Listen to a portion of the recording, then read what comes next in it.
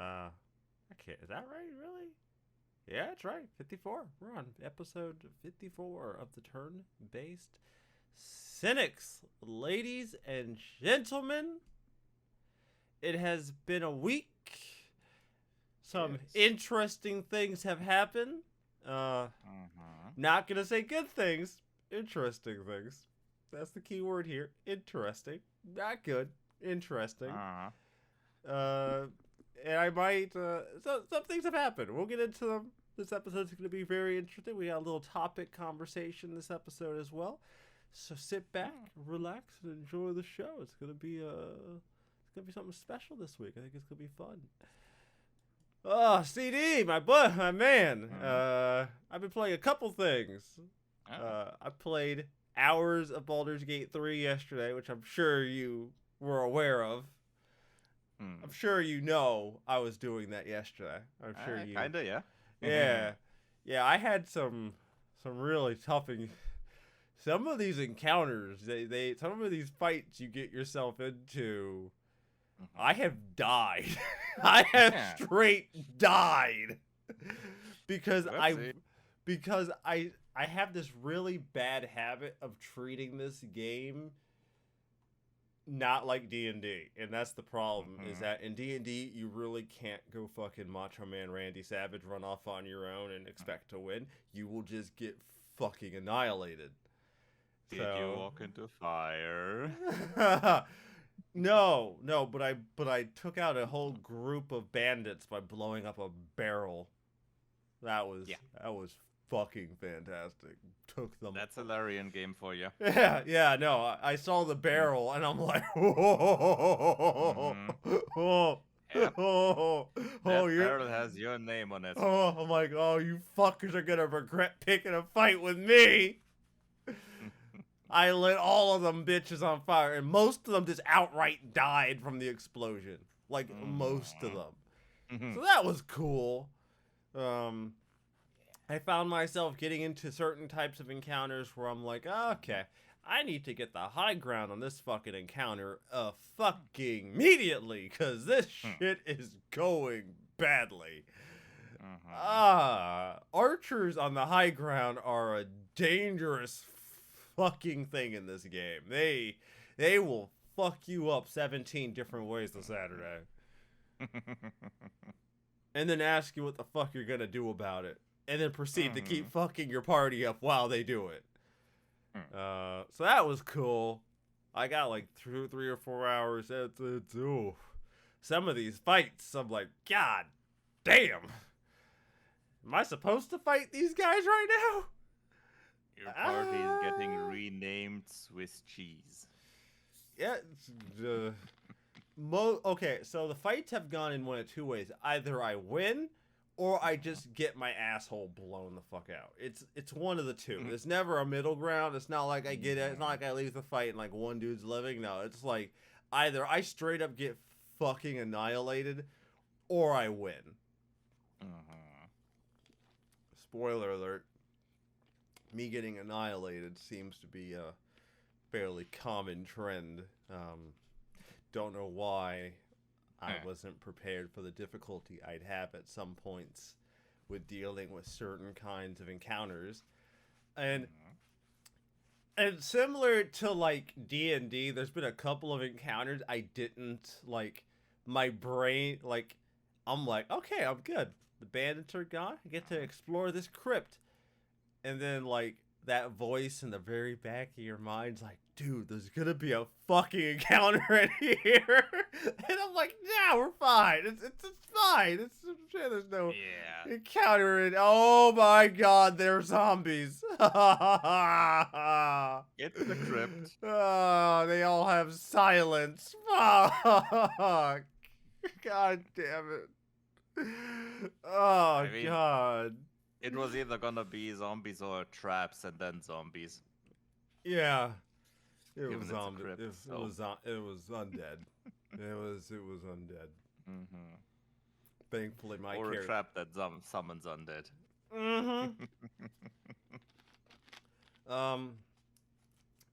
I've also been using a device that I'm going to be reviewing next week on the show. As you know, and I've been playing a fuck ton of Pokemon Red. A lot more than I thought I would be playing a Pokemon Red.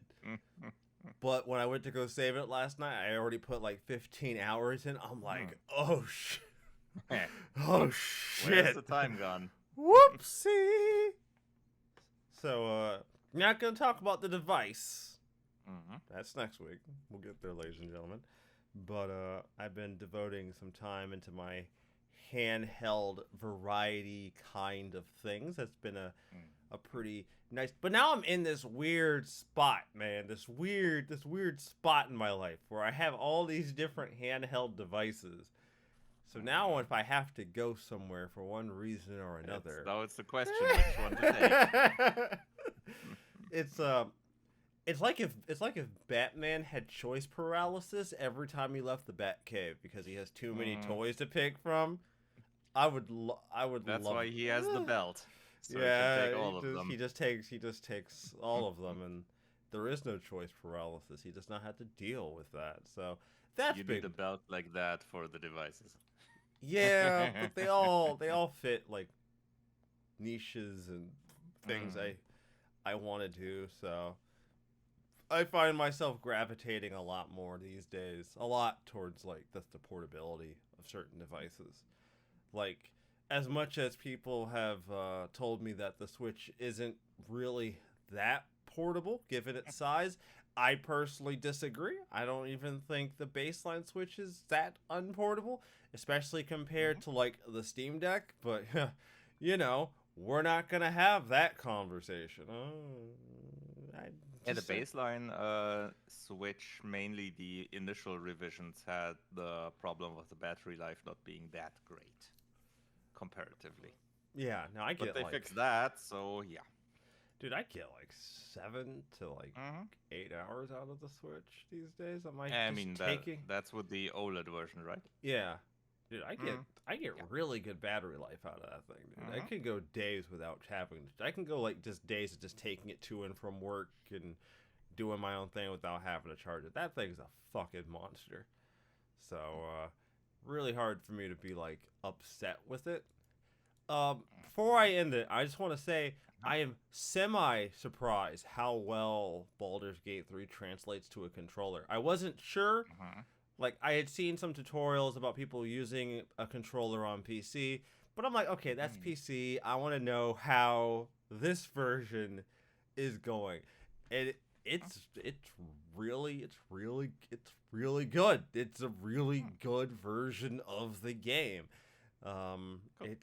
It's really good, even in moments where I'm like, oh, this encounter is ass. where am I? Oh no. Oh god, Astarion, why are you standing there, dude? Jesus. Fuck, man. I started getting like level 2 spell slots on like a couple of my characters, and one of the paladin got like inflict wounds rank 2. Oof.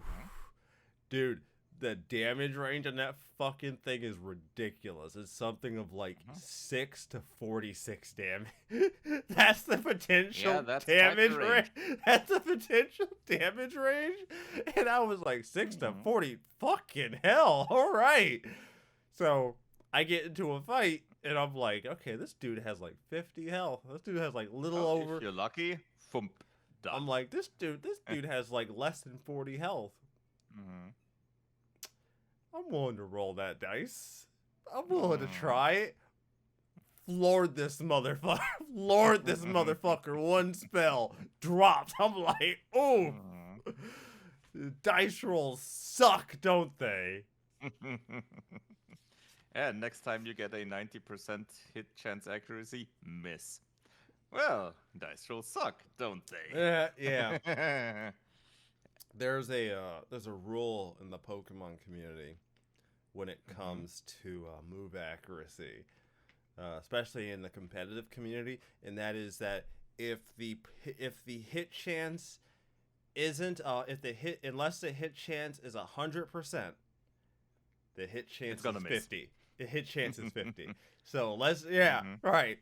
So if it's not 100%, then it's just 50. But it's like it's 75. It says 75. It's 50. It's a 50-50. You're flipping a coin. Deal with it. And that's it. That's been my week, or at least the last few days of my life. Really, just playing Pokemon Red and delving into Baldur's Gate 3, getting my actual ass beaten by jackasses. Neat. Oh, for me, it's been less gaming. I've been relatively busy otherwise. It's just been playing a bit of Orb of Creation as an idle game, but I've been more involved in the reading side. Started reading this one. Jesus. A nice book on Jesus. Macintosh gaming. Jesus. Yeah, it's a thick one. Is that your anti theft deterrent if someone tries to break into your crib? Yeah, I just go whap and done. German technology at its finest, boys and girls. If someone breaks into your house, you hit them with a phone book. German engineering at its finest. Technically British because this is from Bitmap Books. Oh shit! British engineering at its finest. Oh, do you have a license for coming here? Bonk. That's interesting. It's about the early days of gaming, especially on the Macintosh, and started interestingly. Just the early days I'm just in that part, and then it's probably gonna go alongside all of the years. I am not sure up to when, but it's given the size, it probably covers quite a few years. Yeah, I'd imagine. And besides that, I also got me some other books, like this one here. Sega Mega Drive and Genesis Encyclopedia. A bit bigger, but not quite as thick. Has essentially all of the games with small blurbs, so you can read up on these. Then there's this one. Let's go! Just all the games there. Let's fucking go, And Super then Nintendo. There's the Chunker. Oh, Jesus, the CRPG book. God. Yeah. Oh, This one. good lord. Yeah. This one is a big one. Pretty much articles on all CRPGs from the early times, from the 80s, I think. Starts around the 80s and goes to modern times. Even up to stuff like, let's see here. There's online stuff, French RPG sections. Disco Elysium is even in there, for example. So Oh, shit. it goes up right to current days. Yeah. Around 600 something pages. Oof. Actually, in hindsight, yeah, that tracks. That tracks. I wasn't gonna say anything, but I really had to think about it. Like, yeah, you know what? Yeah, that tracks. That Given tracks. It goes from the 80s to today and covers pretty much all CRPGs. So, and that's not even counting console RPGs. So yeah. Yeah, it tracks. I believe it. So yeah, I got myself some reading material. Very nice. Very, very nice. I like it. I dig it. Ooh, goodness. Okay. Fuck it. I'm covering Sony first. I'm covering okay. We've been on bad decisions last time. Let's continue. Okay, so I'm gonna have to air my fucking grievance on this one, because this has now gotten stupid for me, right? So August 30th, at least when this article was posted, Sony announced that they were going to be price hiking PS Plus. Now, Mm-hmm. normally, when someone decides to, normally, most companies, when they do a price raise, it might be like an incremental amount of a price raise. It's not usually anything that's, like a couple bucks here, a couple bucks there. I mean, obviously, it Mm-hmm. all adds up, but it's usually Yeah. incremental. No, Mm-hmm. no, it's not. No, it's Mm-hmm. really not. It's not incremental. This is not a fucking Like that. game. It's not. Okay, so they have raised the price. If you're okay, so it's important to note that if you're paying monthly, you're still paying the same. No, you're still mostly paying the same. Yeah. But if you're paying per year, which by and large is the more It's the more cost efficient is one the more cost because you efficient get, one. yeah, because you get a significant price reduction compared to the monthly one. So they are now the PlayStation Plus Essential, which is what I've been using. I don't need anything Mm-hmm. else. Is now $79.99 USD. 80 fucking no, I'm sorry. We don't even have to talk about the fucking other ones. Fuck them. No, Mm-hmm. listen, bruh, listen. That's yeah. Listen, That's an 80 increase of $20. $80? Mm-hmm. Bro, I don't even want most of the fucking features. Jesus, Mm-hmm. 80. What are you taxing me for? What, that because I decided to buy one of your damn boxes? This is ridiculous. $20? Mm-hmm. Jesus Yep. Christ. Yeah, it's Holy cow. I don't know. At this point, it kind of At this point, I don't even want Plus anymore. I'll just mm-hmm. fuck it. Yeah. If I Yeah. want to play with my friends on PS5, I'll pay the $10 for a monthly so I can play with them for the time that we Mm-hmm. play. Fuck the Yeah. yearly. At this point, Mm-hmm. you have legitimately now officially Sony. Mm-hmm. Up until now, Sony, you and I have had a tumultuous relationship, but for the most part, your shitty decisions didn't directly affect me.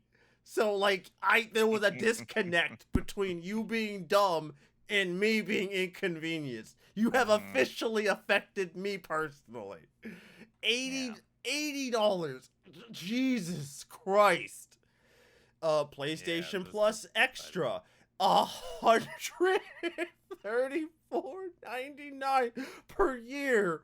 which Gee, is up from 99.99. So that's a Jesus 35 Christ. bucks up res. Holy Christ. Sony, listen. Bro, you're already trying to charge us more for the game. You already have devs Mm-hmm. charging us more for games, for these And larger they're games. charging more as well. So yeah.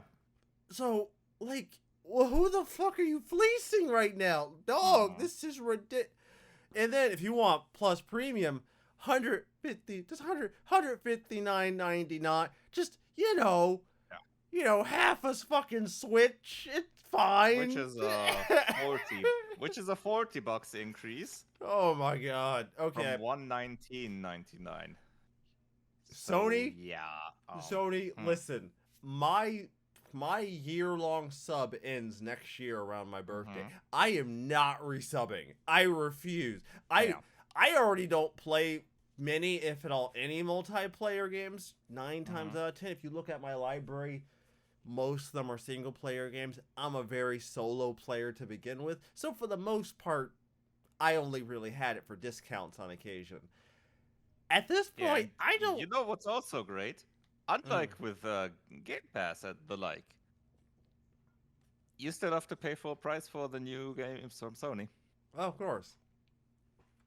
Yeah, I'm sticking to my guns on this one. I'm not resubbing, and on top of that, Yeah, I'm really just gonna me have to neither. stick to my RPGs, just solely. I'm not going outside of my niche because at least with the shit I usually play, I'm not paying for less. Mm-hmm. Jesus Christ, Yep. Sony. God damn. How? Sony! Yeah. Just charge Given us. given how little I already use the PlayStation in recent times, I've already decided not to renew but this makes it all the more easier. Yeah, no, no, it's official. Don't. Just don't. Don't Hmm. ever, ever, Yeah. never. Just don't. I don't need the cloud saves that much. Yeah, I'm not. No, I have a USB. I'll just save it to USB if I Yeah. have to. If I really need to. I'm I'll not. just back it up via USB. I refuse. I refuse to engage with this. With Yeah. this system. This is This is actually Hmm. ridiculous. I can't. And it's funny that one of the games that you get with the announcement for September is Well, ooh. is the new Saints We're, Row. That's funny. we'll I'm get not gonna say there. any more on that, but just Woo. about the quality of the game is I wouldn't even want this one for no money. You know what? Fine, I fuck wouldn't it. take this. You'd have to pay me to take this game. So you know that's a great opportunity for me to segue. Then I'll segue it. Yeah, Fuck it. I'll because we segue said it. as much Shit, as we wanted to, I'd say. Yeah, I'm not. I refuse. I Yeah. fucking refuse. Okay, Yeah. so a year ago, I think, give or take, Mm-hmm. Volition released Saints Row, which was a reboot. The reboot. Mhm. And even prior to its launch, when we saw like the initial key art, I said this looks like some CWTV nonsense. Mhm. And it was some CWTV nonsense. Like That was certainly nonsense. yeah, it did not go well. Um, No. it did not go well, and even now, one of the YouTubers I tend to follow for at least entertainment and some review aspects, Luke Stevens did a follow-up where he goes back to the game sometime after it comes out, and he goes, is it any better? Have they fixed it? Is the game better? And very Tim the Handyman Turner. Like, not really. Yeah, very. It's mid. I wouldn't even like, even if you fix the technical issues, the game still just. It's still just an annoying. The characters are annoying. This is just an annoying experience to have to go through. So I distinctly remember, I think the president of Embracer was like, well, we're not going to just shut down a company over one game. We want to, give them the opportunity. They said they were decently all right with how the game sold. Didn't quite meet their best expectations or something like that, but it was on track. Could have been better, but yeah, it was okay. And so they moved Volition over to Gearbox. Right. Which was a first for Embracer, moving a company over like that. Yeah, it also does kind of make me wonder whether or not Embracer might be like, maybe we got ourselves in more than what we were banking on. At the time, yeah, maybe they thought, okay, maybe Volition isn't all they cracked up to be. As after Agents of Mayhem, yeah, they haven't done all their best work. So on the 31st of August, we got word that Embracer Group announced a restructuring program to strengthen Embracer and maintain blah, blah, blah. They're closing down Volition. Volition is closing effective immediately. They're shuttering Volition. Bye-bye. Yeah, so that's fucking tough. That's it must suck for them because just recently they had their YouTube video of their 30th anniversary. Yeah. Oof. Whoops. Ooh. Yeah. If they didn't know about it then, this must have stung. But that's the reality of this. Happy birthday to you. But hey, at least they didn't find out through the press. Oh, God. Oh, why'd you have to say that? I had... Oh. Oh, I don't even... Oh. Yeah. Yeah. I don't... I don't like what you did there, but yeah, you right. I don't like it, but you right. Mm. I just Many such cases. yeah, it's just this is just such a weird fucking place to be in. Like, Mm. cause like even now I still look at Saints Row and I'm like, you didn't really have to do much. Like I know I say this from time to time on this show where I'm like, this should have been easy. Mm-hmm. Right? Even if you wanted to like reboot it, you can You could have reboot kept it. the tone and all. You could You have could have just rebooted made it new without characters that yeah. in the style of the previous ones, but You could have rebooted it without yeah. like actually murdering it in its fucking sleep. I don't Without really updating it for modern audiences. yeah, the up yeah, Yeah. okay. The I hate Mm-hmm. fucking this fucking industry, man. Fucking now, this fucking industry. Modern. Okay, but like modern audiences want good fucking video games, so like I don't understand the disconnect here. Like that. That's the crazy thing. Modern audiences just want good video games. You made a bad one. You clearly failed in whatever ridiculous idea you had. So, congratulations, ladies and gentlemen. We failed. Why are you still smiling? why are you still smiling? That's not good. I don't like that. Oh no.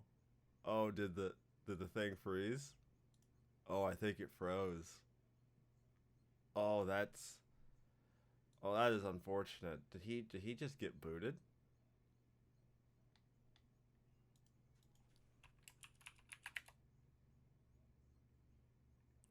Oh no, my internet died. Okay. Yeah, that's cool.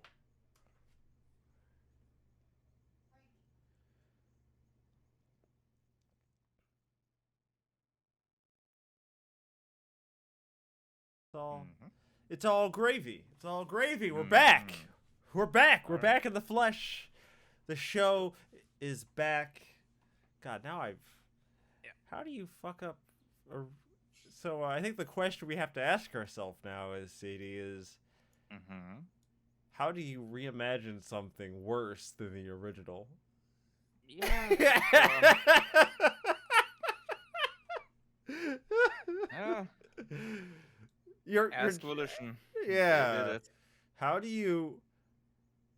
do you in your human brain reimagine something? But then somehow your reimagining turns out to be exponentially worse than the thing that you started with. Honestly, it's like it's one of those like it's so bad, it's actually kind of impressive. Mm. You know, like Kinda. yeah, it's like it's like the bar was already low, but you somehow managed Yeah, it's to like like that picture. It's like that picture with the sign. Our expectations were low, but holy fuck. yeah, well, it's like I didn't have much for expectations, but god Yeah. damn, y'all. I mean, I guess saying you went above and beyond my expectations is not really factual, but you know, when you already Yeah. don't have Above and beyond. expectations. Above and beyond in the negative sense. Yeah. I guess. I mean, I guess all this really tells me is that this was such a bad outing that even Embracer was like, shit, we might not Yeah, be and able to justify this. And I this. guess after that, whatever they had going, if anything, apparently wasn't convincing them. Yeah, it wasn't. They weren't outputting anything else. Mm-hmm. I would also Whatever like to they had in the works, apparently might not have been no, worth it. And not to mention, not. like they fundamentally, there's not much they could do to make Saints Row a good game. Okay, This even one, even if you like fix the technical issues, right? Like even if you fix the technical issues, that wouldn't fix, you know, the game design and the characters and Yeah, everything would that still be the same. yeah, So, like mm, even if the game ran really well and was a yeah, really great technical performer, it would still be trash. In like every other sense. You wouldn't if you really can't salvage something where the hmm foundation is already kind of, you know, cardboard and rotted out yeah, wood. you'd have to reimagine it again. Yeah, and I don't really know if that's really worth the development cost for them. So, Probably not. other companies and other studios shutting the fuck down. Yeah. Me Games is shutting down. Studio will support just released Shadow Gambit the Cursed Crew. hmm Okay, yeah, Shadow Yeah, this Gambit is a the comparatively smaller studio from Germany. They did things like Desperados 3 and what was the other one called? Yes, Shadow Tactics, which Shadow Tactics was the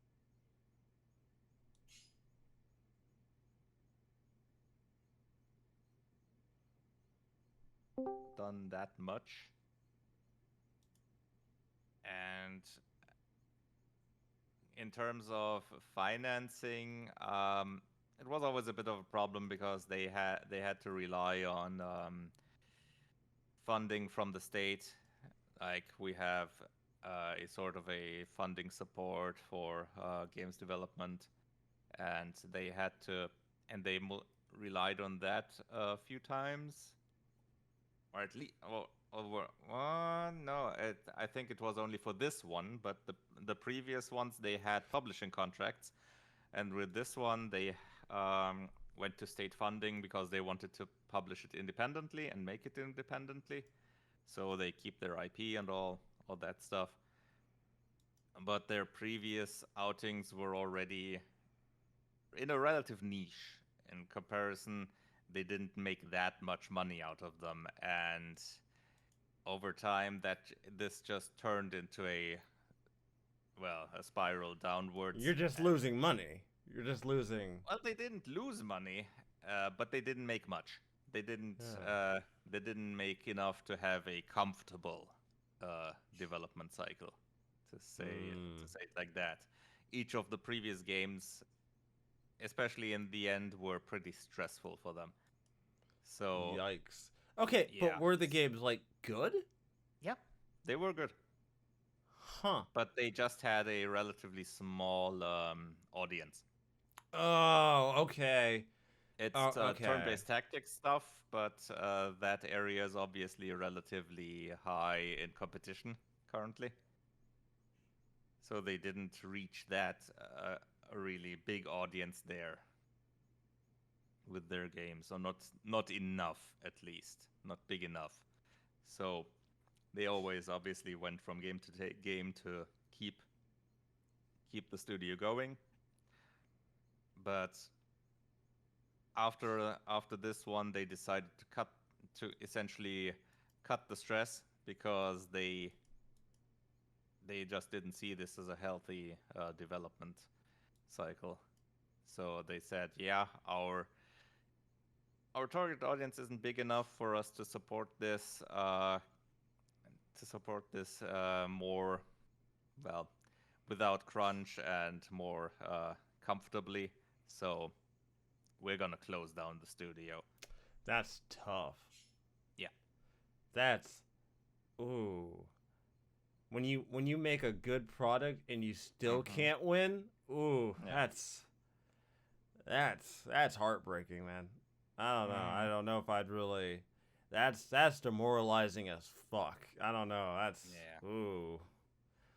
My That's a product. problem with a studio of this size, I think. They weren't a big studio. It's just about 38 employees, which isn't that much, but it still eats up quite a bit of running costs. So, Yeah, yeah. It turns out game development and just mhm. paying people isn't cheap. Yeah, but were also in Having a costly area.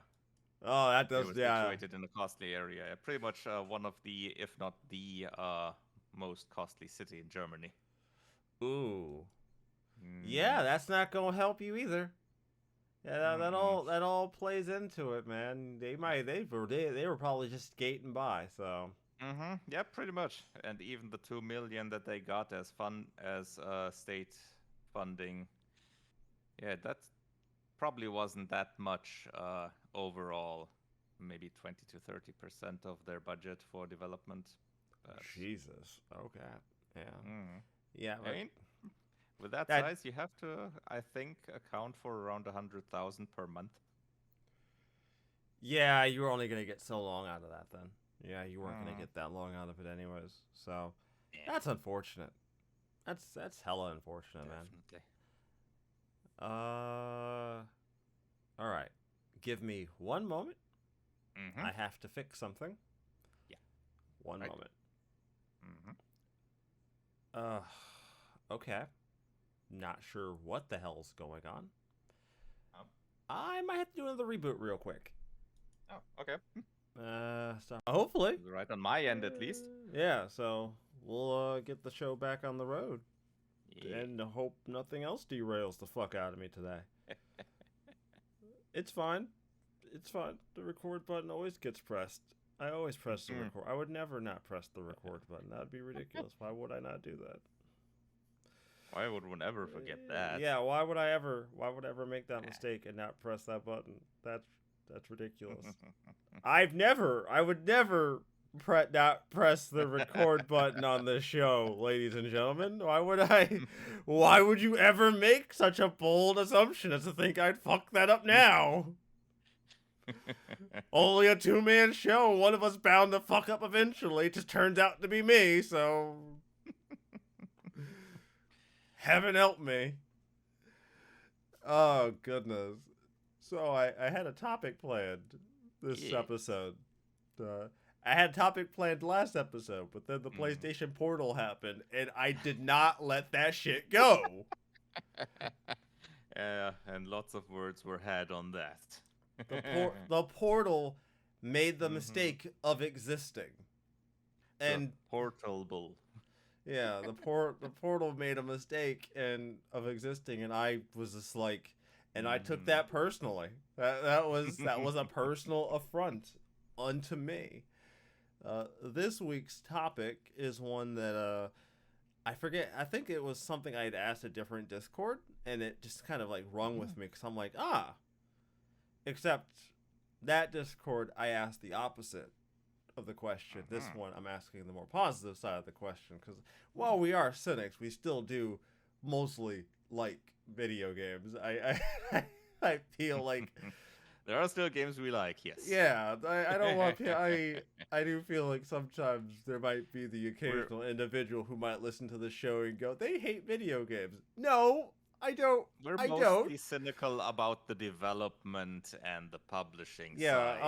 I'm cynical about the industry, not about Mhm. the individual games, though. About where 90% of the work is made. Yeah, you know, we have a phrase here in America Mhm. about don't ask how the sausage is made. Mhm. Don't ask. Yeah, Don't. it's Is that that for a good reason. yeah? Is that a thing? Like like in other countries, like that notion of like don't ask how the sausage is made. I know that's like Yeah. we always think of that as being like an American thing because we are inherently seen as unhealthy and fat because that's just how America is viewed. But you know, Even if it's not directly said, even if it's not said directly like that, yeah, that still applies. so this topic is old games that we played as kids Mhm. that we still think hold up now, that still Yep. hold mustard. Now, I did not put any description on how you define old. Old is however you wish to describe it. I don't care. Mhm.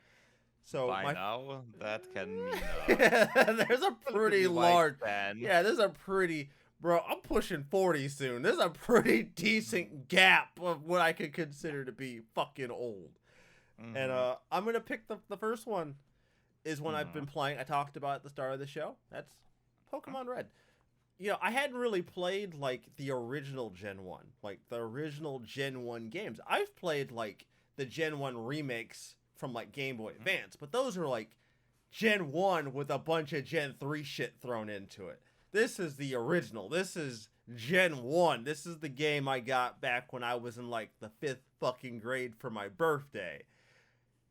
And having now put almost 20 hours in, Mm-hmm. yeah, I think it holds up. I think it's fun. It obviously has that Gen 1 jank if you've You ever, notice it's the first in the series. yeah, you realize that it has a lot of that Gen 1 jank that Mm-hmm. exists within those first few games. And for those of you who are unfamiliar with what I mean by Gen 1 jank, allow me to give you a couple of prime examples. One, Ultra Balls don't work. They don't work. Or if they Mm-hmm. do work, they don't work as well as Great Balls. Great Balls, the second kind of Pokeball you can buy, is the best ball in the game. It works. Uh, Two, catching mechanics. Most of the status effects that are supposed to affect whether or not you can catch a Pokemon don't work. Out of the 5 status effects in the game, only 2 of them actually apply to the catching mechanic. That is freezing and sleep. Paralysis, poison, burn Mm-hmm. don't matter. They don't work. They have no functional effect on catching. Oh, it gets better. It gets better. Uh because there was only 30 people working on this game at the time, Mm-hmm. cuz and I think there was only like 6 people actually fucking programming the goddamn thing cuz it's held together somehow. Uh With duct tape. yeah, with duct tape. The And speed it's not stat, flex tape. yeah, the speed stat is also kind of busted because the speed Mm-hmm. stat in Pokemon Gen 1, uh, because of how it's coded, directly affects crit chance. Mm-hmm. Not a thing that was supposed to be intended. It affects Okay. crit chance. The faster Huh. your Pokemon is, the more likely they are More. to crit. All right. Yeah, that becomes a problem. Mm-hmm. That becomes a very big problem, especially later on in the game. Because that means anything that is functionally faster than you has a good chance to crit you. And that means that sometimes the fight just boils down to who hits first. Did you flinch or did I crit? Mm-hmm. Mm. Well, oh, there's also Hyper Beam in Gen 1. So the way Hyper Beam works is you shoot a giant beam of energy and then you're supposed to recharge after you do it, right? So it's like you're like a Mm-hmm. recoil. So you do your big attack and you lose a turn because you have to recharge. In Gen 1, if that Hyper Beam faints the other Pokemon, you don't have to recharge. Ah, okay. Not the way it's supposed to work.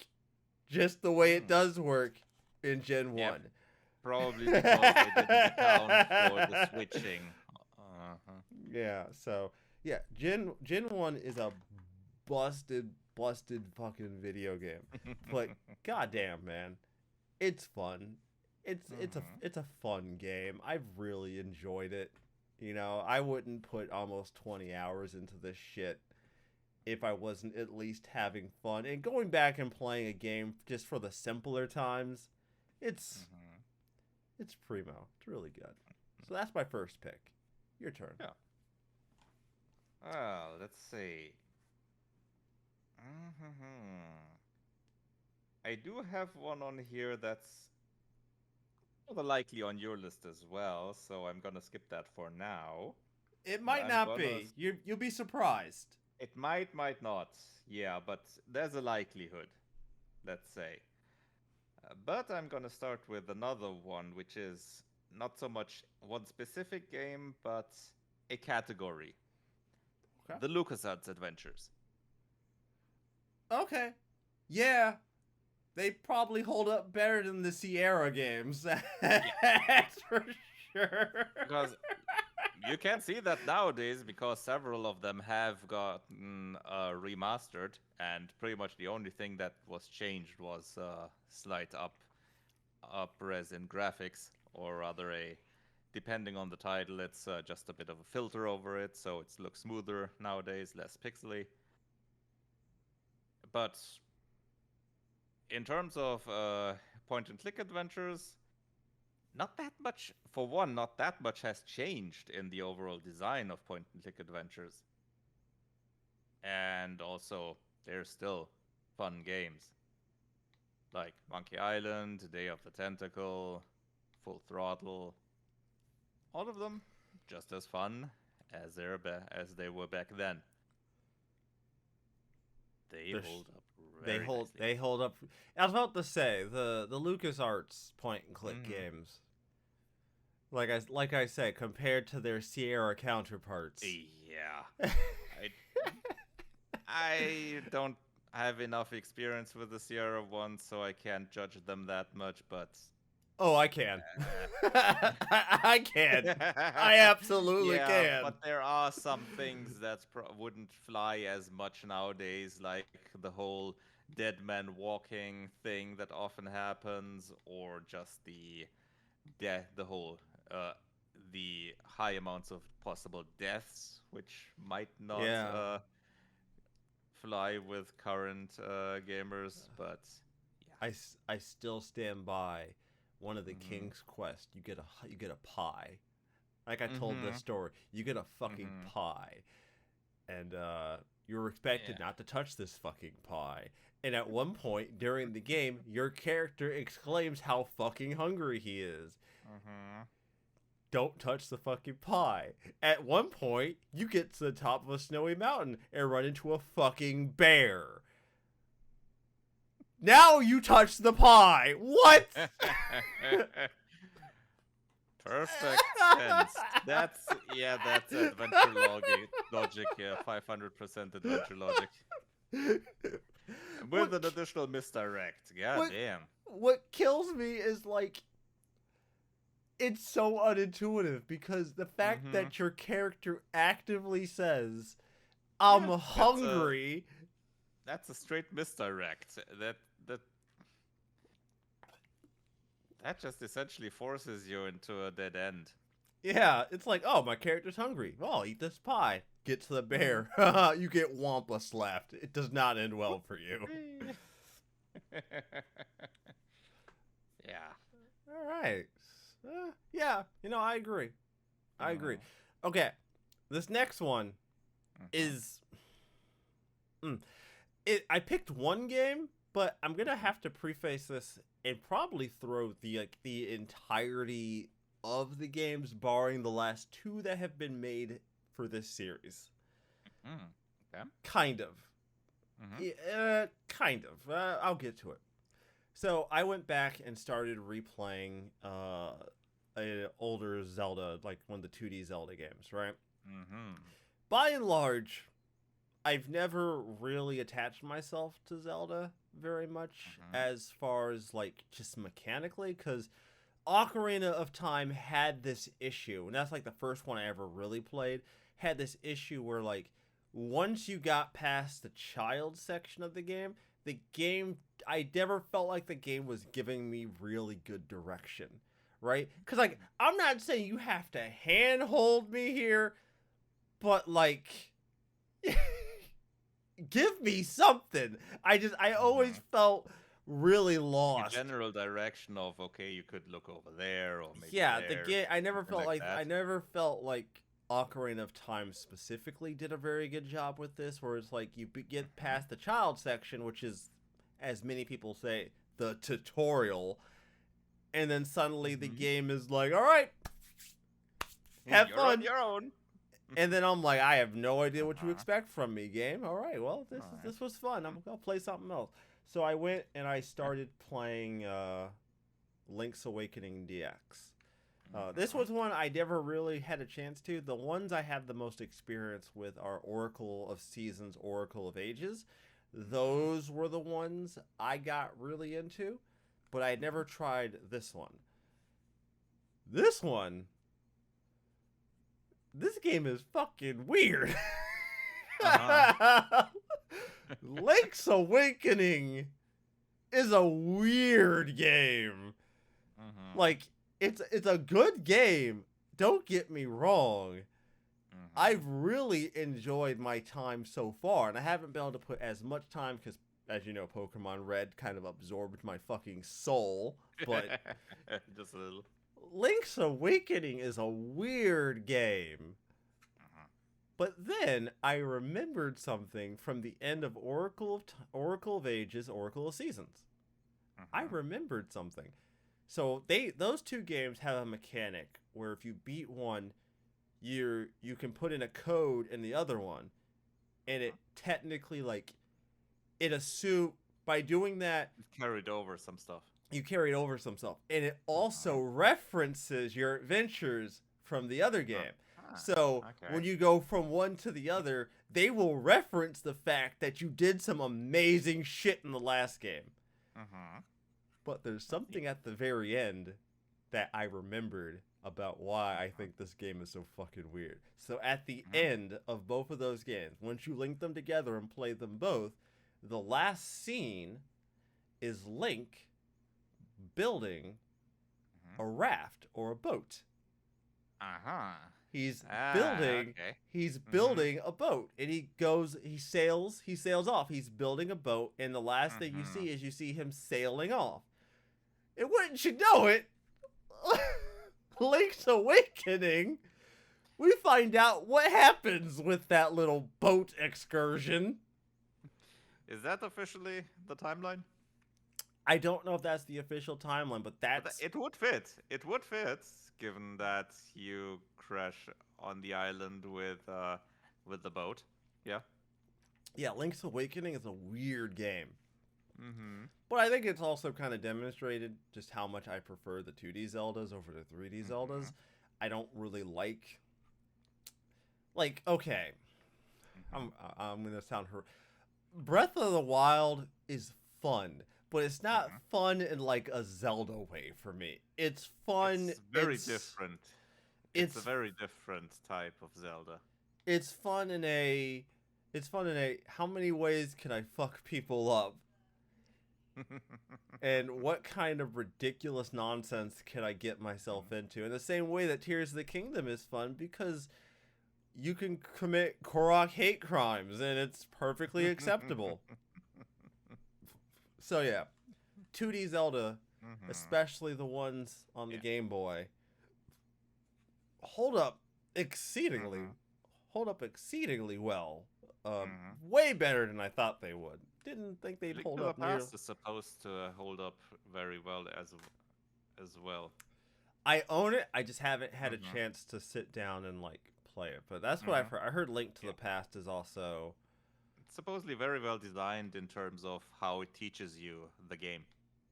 Yeah, because that's always been my biggest issue with some of the 3D ones. It's you get to a certain point, and maybe I missed it. Maybe there was some line of dialogue or something that tells me. But I don't know, man. Ocarina of Time was once you finish the child section, I always felt like the game got a little bit too hands off with you. Like I said, you don't have to hold my hand, but give me a fucking quest journal give you some pointers. Give me a quest journal or some shit, dude. Even Baldur's Gate does that. Even Baldur's Gate gives you an idea. Even Breath of the Wild gave you some pointers. Right. Even that doesn't hold your hands at all in terms of that. It gives you pointers and you have to figure shit out. But there you at least have the pointers. Yeah. Which apparently, it sounds like Ocarina of Time doesn't even have that. Not really. Not for me at least. Not in the RPG mindset that I'm so... My brain is just built to work with. I mean, Zelda's all more like action adventures, I'd say, Yeah. with maybe a little bit of an RPG element in terms of your expanding health and such. All right, CD, you're up. Alrighty. Let's see, which one shall I choose next? Yeah, I think I'll go with XCOM, Terror from the Deep. Oh, the old One of school the XCOM classics. games. Yes. Ooh. While, I mean, yeah, it might not count for everyone that this one holds up, but that's that might also be a question of taste. Because, well, yes, I admit the modern Firaxis XCOM games are very nicely designed, very nicely done. I kind of still really like how they did it in the old school ways with uh, your bigger amount of soldiers, with your troops like that, and having it more of a how would I call it? Yeah, especially at the start, it's very much more of a survival game, Ah. and I mean, in a way, I don't seem to be the only one that thinks that way because there has been the Open XCOM project, which essentially just updates the tech side of it, which it gives it support for better resolutions, makes it run better on newer systems. But the base game, the original XCOM, and the second one, the Terror from the Deep one, both work just as well on that. And I even went so far as to look for mods for that, and one especially, World of Terrifying Silence, adds quite a bit of content to it. Because, well, you think you start with basic equipment in Terror from the Deep? Oh boy. Oh In dear. that mod, you start even earlier tech-wise. Your basic stuff is pretty much just like harpoons and unwieldy diving suits and some basic weapons like axes and stuff like that. So essentially, underwater tech that we would have today. And then it builds from there. And but also the enemies also start off with relatively basic stuff, so it's not a completely steamroll thing for them. And you also fight some other human enemies as well, which is interesting. Like you have different factions, kind of like XCOM Apocalypse also had, where you had the different companies, and then you had to fight against them if things came to a head. But yeah, that's for me at least. I played that relatively, not that recently now anymore, but it's been I think last year or previous to last year, and I still had quite a bit of fun with that. So that one, in my opinion at least, holds up quite well. All right. So I'm gonna be really honest and Mm-hmm. say that my next one, Uh-huh. I was soured on this one a little bit because I Oh. played some earlier games in this series Uh-huh. earlier than this one, which wasn't very many, and I did not enjoy them. Did not enjoy them at all. Actually, I found them very unenjoyable. Mm-hmm. I went back recently, or not super recently, but recently enough, and replayed Sonic 3, Ah, the one I okay. grew up with. Now I told you that I played the earlier ones and Uh-huh. was not having fun. I was not. Uh, I Sonic 1 is not a game I enjoyed. I did not enjoy playing Sonic 1. Sonic Uh-huh. 2 was a bit better, but definitely not my I Uh-huh. could see why people like it, but it doesn't do it for me. Not your cup of chili dog. Yeah.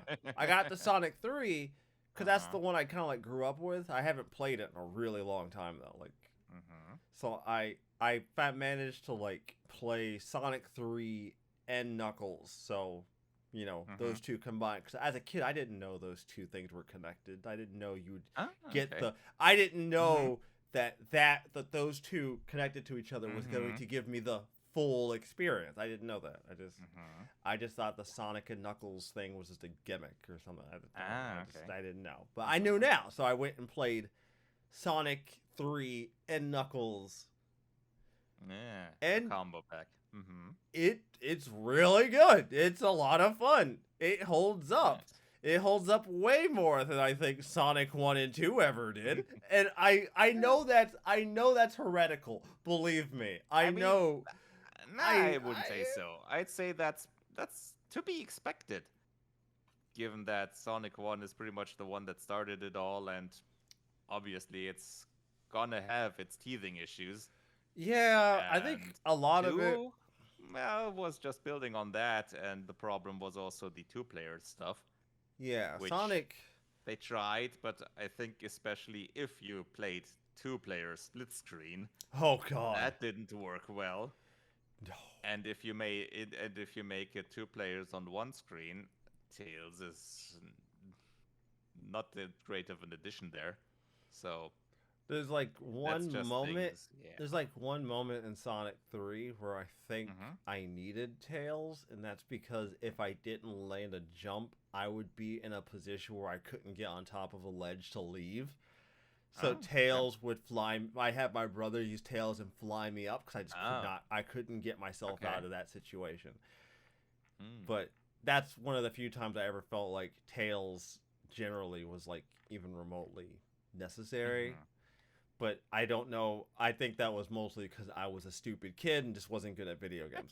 But Sonic 3 and Knuckles Mm-hmm. is mwah. It's really good. Really a Mm. fantastic game.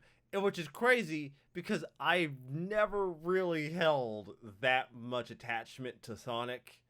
Mm-hmm. My attachment to Sonic has usually been like this far off nostalgia fever dream of Sonic 3 and like Sonic Adventure Battle 2, but like a Mm-hmm. slightly less hazy nostalgia Mm-hmm. fever dream.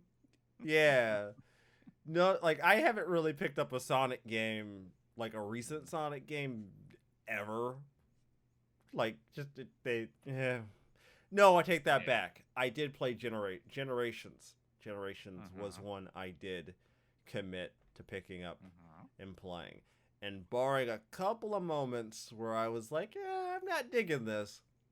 It's a lot of Generations is actually really fun. But again, Generations is just all the best parts from the majority of the Sonic games anyways. So I would expect that one to be a fairly good showing of Sonic. Mm-hmm.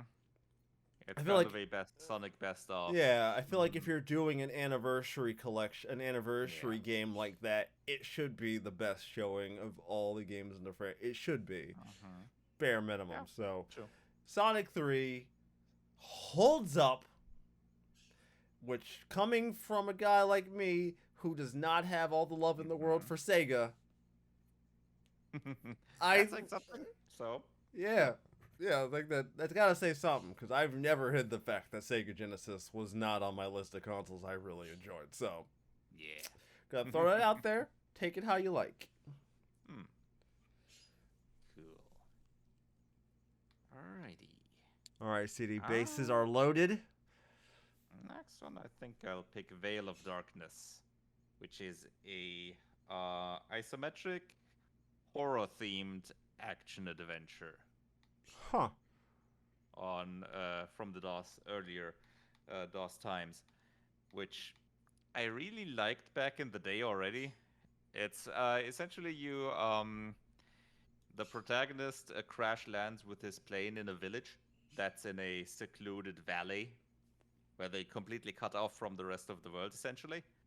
And it turns out those people are under the tyrannic rule of a vampire. Oh, as you Yeah. normally it would be. Mm-hmm. And apparently you're the prophesized one that's supposed to free them. So, well, you get to that, and Huh. you get to working on that, and yeah, you do all kinds of stuff in that village and experience quite a few interesting things. supernatural and otherwise. It's yeah, I thought that was quite quite a nice game, and it Huh. still holds up quite decently. That's I'd say the controls maybe not not perfect, but for an isometric game of that kind, yeah, it's holds up mostly well Huh. enough to still enjoy it. Well enough to still be like a semi enjoyable experience, right? Yeah, I'd say it's Like still an enjoyable as experience. as enjoyable as an experience like that can be. I realize that it's sometimes hard to go back and play older video games. I know for me, it's not Mm-hmm. always a great Yeah. experience. Mm-hmm. Just because once you go back and you start to realize how games were made, it's like Mm-hmm. Yeah, you obviously noticed that with this game, but still, character writing, story, and the design of the world and all of that small world, yeah, it's still really interesting. And if someone is inclined to that genre, I'd I'd have a look at it. You can get it on, I think, Steam and GOG currently. oh, Mm-hmm. well, you got options, don't you? Yeah. I didn't really have much outside of those three. I only really picked three because Okay. those were the three that like stood out to me the most. But I will Mm-hmm. give an honorable mention to old ass Dragon Warrior, Dragon Quest games. Nah, okay. As much as I'd Mm-hmm. prefer the more 3D take on the Dragon Quest from like Dragon Quest 8 onward, those are the ones I Mm-hmm. tend to feel the strongest about. Having now gone back and played a decent amount of Dragon Quest 3 on Game Boy Color, whew, listen, man, listen. There's a reason why, as an RPG gamer, the first thing I do whenever I play a new RPG is I grind as soon as I leave the starting town. It's not just because I'm worried about dying. It's a compulsion that Dragon Quest started. You have to blame them. It's their fault. They did this. They're the reason I am how I am. It's entirely their fault.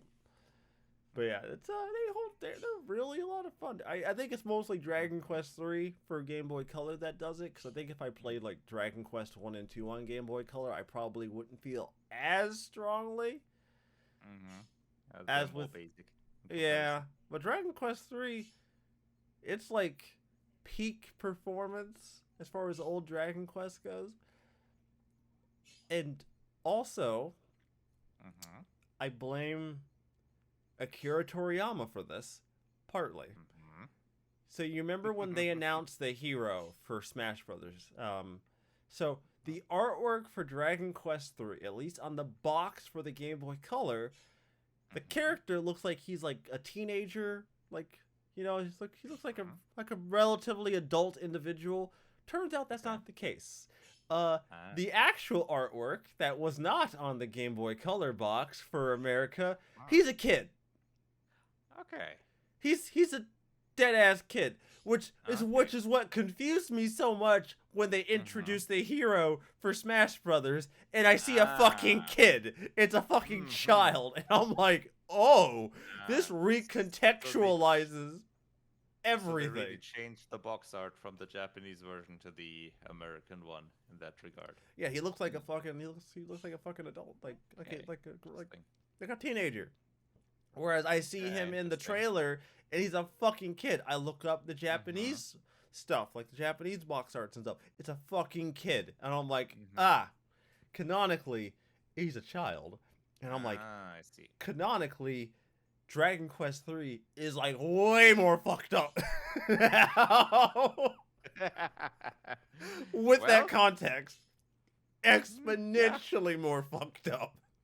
Like, might be a reason why they changed that. exponentially more fucked up once you Mm-hmm. wrap your brain around the idea that the main hero is a child. Mm-hmm. Um, Another honorable mention before we wrap up: beat Right. 'em ups.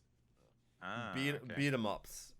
I realized a decent amount of older beat 'em ups hold up really well, And I had to be careful with this because I didn't want to just use like the ones that everyone knows are already good. Like I didn't want to come on today's show and be like Turtles in Time still holds up. Yeah, of course it fucking does. Turtles in fucking Time. Yeah, great job, Sophocles. You pointed out the fucking obvious. So I'm gonna pick a different one. As my friends across the ocean might know it as Burning Knuckle. I know it as Streets of Rage. Yeah. Or more specifically, Streets of Rage 2. Mm-hmm. Not so much Streets of Rage 3 is good. Yeah, for us it was also Streets of Rage. Oh, it wasn't Burning Knuckle? Or was that Burning just Knuckle Japan? was only the Japanese one. Okay, I could have sworn it was Burning Knuckle everywhere else but America, because they usually pulled that goofy shit. Yeah, no, not this time. Yeah. We had the Streets of Rage title as well. Yeah, Streets of Rage. It's fucking, Yep. it's fucking Yep, good. definitely. It's fucking good. I had a family. I'll agree with the second one. The third one had a few issues. The third one was definitely a game made for fucking Blockbuster. I will tell you that right. Some of those changes were specifically in the West for the West. Yeah. That game was made to be rented at Blockbuster, and I don't mean that. I think the original wasn't that difficult. No, it wasn't. I had a buddy of mine over a while back, and we played through some beat 'em ups. Because, as with being a collector of any variety, once people who know me know that I'm a collector, they want to come over and see what I have, and then inevitably they'll see a game on the shelf and they're like, "Does that work?" And I'm like, well, "Duh." Yeah, it works. Why wouldn't it work? Can we try? I'm like, yeah, sure. Fuck it. We'll put some Streets of Rage or some Blazing Knuckle. Yeah, some Blazing Knuckle. Which one do you want to play? He's like, number 2. I'm like, okay. Your choice. Yeah. So yeah, beat 'em ups hold up really well. I didn't really think they would. I think I have Streets of Rage 4 sitting on my shelf for like the Switch, which I still need to sit down and like play. I've heard that one's actually really, really good. It looks like visually, it looks fantastic. Of it and really like it. One of the games I kind of want to play is the Monster Boy. Monster Boy. I think it's the 4th one with the girl. That one's always okay, Monster World 4 then. Okay. Yeah. Yeah. I want to play. Was thinking about the newer one. Yeah, I want to play. World, I want to play the one that they one. remade. I don't know if I want to. I don't know if World. I don't know if the remake is the one I want to play, or if I want to like go backwards and play. Have a look at the original first. Yeah, go and play the original. Maybe try it, and then maybe go for the remake after that. Yeah. Depending. So yeah, that's it. That's any honorable mentions for you? I'll mention one. I'll keep the rest for another go because there are definitely more titles that we can find.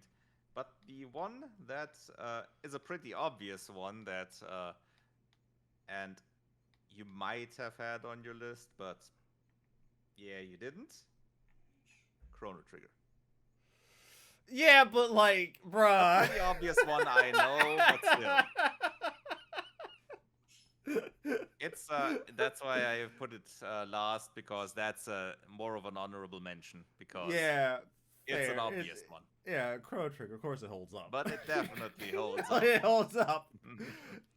www.youtube.com/RezaBasso. Watch my entire playthrough of Chrono Trigger in case you were curious. Shameless plug! And also look up the Chrono Trigger musical, especially the part with the Stone Age people. Yeah, no, Chrono Trigger holds up. Like, I actually, during that playthrough, I started to really prefer playing Chrono Trigger, because Chrono Trigger is just such a more simple experience compared to a lot of the things I usually play. And I'm like, God, this is just so much simpler. And then I get to a boss, and I'm like, okay, what's this guy's fucking gimmick? Oh, gee, okay, fine, don't use magic on him, because that's just gonna go poorly. Fair enough. Or with other ones, don't attack while he has the counter stance and stuff like that. So otherwise, he'll fuck your shit up. Yeah. I stand by. The side quests in that game are really good.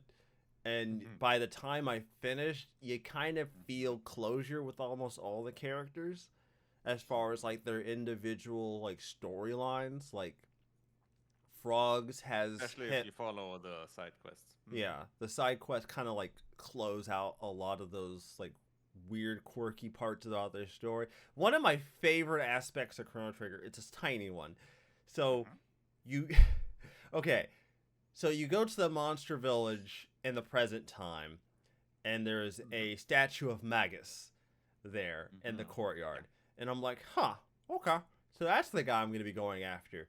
So you continue playing the game. You also have the music when the dance music there, from what I remember. I think, because the monsters are dancing around it. So if you beat Magus and then come back to the monster village, the statue's changed. It's not Magus anymore.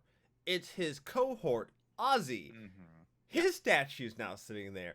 And as soon, because I had never really done that, like part of the playthrough I was trying to do is really take in the changes that would happen. So I go back to that village and I see the statue and it's Ozzy, and I'm like, this was not what I was intending. Why is his statue here? That is not the way this is supposed to work out. And I'm like, I have a feeling I'm going to have to deal with this problem later. And if you do the side quest with Magus to deal with Ozzy, and you go back to the monster village, well, now there is no statue. But also, because Ozzy's gone, the people who live there no longer have a vendetta against humans. They actually like humans now.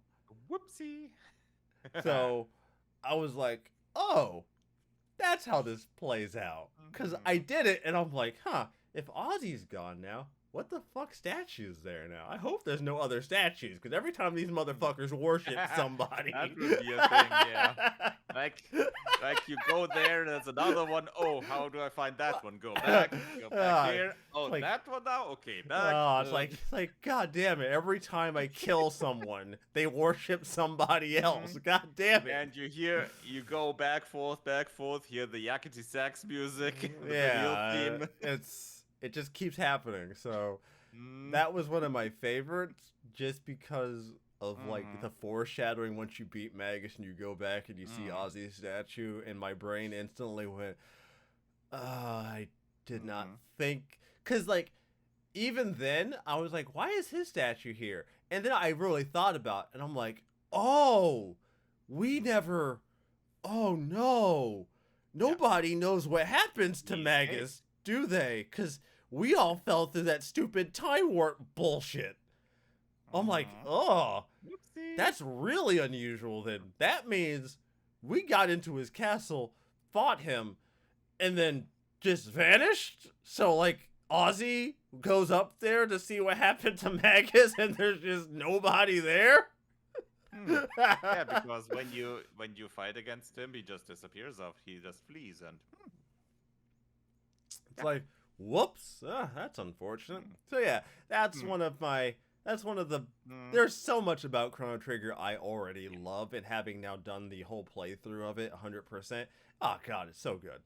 If you haven't played Chrono Trigger, it really shows they keep track of these things, and they pay attention to details. And there's like already the court scene at the beginning primes you for that. It primes you for just what kind of ridiculous nonsense you're going to be getting yourself into. So I think that's it for the show. I think we're good, everybody. I hope you've enjoyed today's episode. As always, you can find us on a variety of platforms such as Apple, Google, and Spotify every Sunday. And I promise this week it'll be up earlier than last week. Last week, in case you did not know, I had a family dinner to go to, and I did not get home until a little after 9 o'clock p.m. that night. So, as you can imagine, I got home, instantly had to sit down and start working. That was cool. That was fantastic. I love it. As always, the show will be up on Sunday on both the YouTube channel and on most podcasting platforms. Usually the podcasting platforms go up first because it's faster for me to obviously finalize an audio file. And faster processing. Also, CD, do you know if there's a reason I have 500 upload? If I upload a file on YouTube using Chrome, my file is uploaded in like 2 to 3 minutes. And these aren't small files I'm uploading. These at times can be like 8 gigabyte files. It's like 2 to 3 minutes, maybe 5. If I use Mozilla Firefox, which I'm currently using, it's an hour. Huh. Interesting. I feel like there's some Google fuckery going on with their browser. Sounds weird. That sounds quite weird. With their browser, because like I should not functionally be bottlenecked that hard. Yeah, that's true. That sounds weird.